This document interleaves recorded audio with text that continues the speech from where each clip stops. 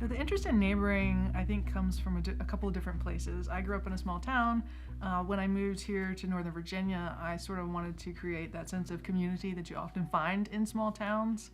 And I got interested in neighboring through my wife, as she said, when we got married. I originally was not that much of an extrovert, but as two shall become one, as the Bible says, I've enjoyed and come to love having people over to our house and getting to know new people, including our neighbors. So some of the things we've done to try to be good neighbors is to try to have a housewarming party very soon after moving into the neighborhood. We don't try to focus on the house looking perfect or it being all ready, but just to make that initial impression to say, hey, you're the first party that we're gonna have is with our neighbors. So one of the challenges a lot of people have with neighboring is remembering their neighbors' names. I'm also very bad with names, so I like to write lists. I'm a list maker, and so in order to remember some of my neighbors' names, I've also tried to make lists of the neighbors and try to associate their names with something visual. But also, even after I've learned their names, not being afraid to ask them what their name is again. I've done that for the number of years that I've lived here, and I've never once had anyone say to me that, or act offended or not tell me their name, even after I've met them once, twice, 10 times.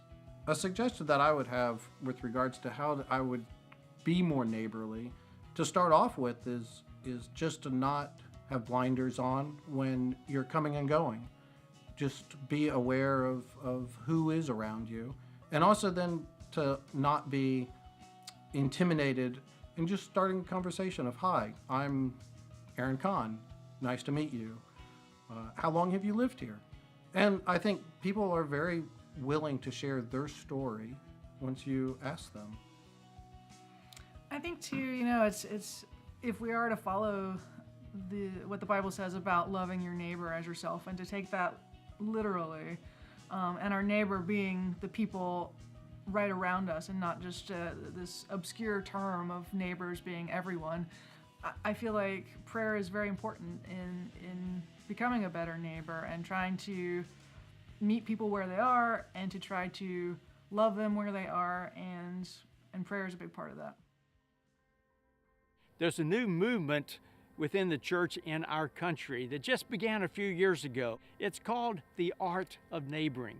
And the simple idea of this movement is that the main role that Christians have in living out their ministry within their church really is to reach out and love their neighbors and care for their neighbors. Can you imagine if there were thousands of NorthStar members throughout Northern Virginia who were reaching out to their neighbors and loving their neighbors and caring for their neighbors? What an impact we could have on Northern Virginia if that took place. So again, just two basic commitments that we're asking you to make. One is to learn the names of your neighbors and call your neighbors by their name.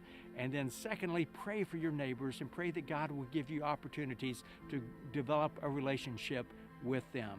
We can impact Northern Virginia through the art of neighboring in 2018 and beyond.